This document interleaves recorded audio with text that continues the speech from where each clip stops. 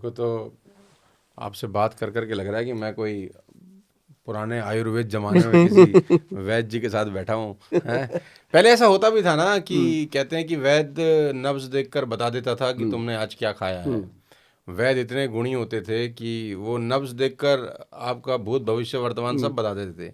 आज के टाइम में तो कह रहे हैं डॉक्टर भी स्पेशलिस्ट हो गए हैं, जिसको दिल का पता है उसको आँख का नहीं पता है, जिसको आँख का पता है उसको क्या कहते हैं लीवर का नहीं पता, सब स्पेशलिस्ट हो गए हैं। मुझे तो लग रहा है कुछ दिनों के बाद आएगा राइट आई स्पेशलिस्ट अलग, लेफ्ट आई स्पेशलिस्ट आँखों के भी दोनों आँखों के अलग अलग स्पेशलिस्ट हो जाएंगे। लेकिन पुराने टाइम में गोयल साहब वैद्य की बड़ी महिमा थी। एक ही वैद्य होता था जी पूरे गांव में, पूरे एरिया में एक वैद्य, उसके पास चले गए, उसने नब्ज पकड़ी और बता दिया बेटा तूने सवेरे समोसा खाया, इस चक्कर में तेरा मामला गड़बड़ है। अब देखो जब लक्ष्मण जी मूर्छित हुए जी। तो एक ही वैद्य था, वो एक भी ही वैद्य। लंका में।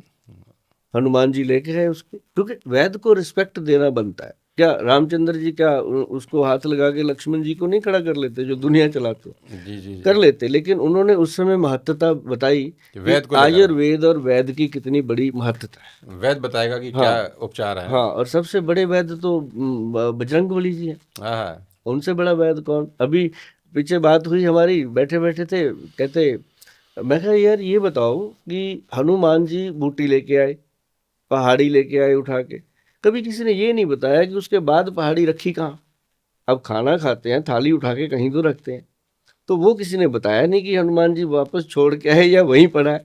तो तो उसके पीछे चल पड़े जी हम अच्छा। श्रीलंका में।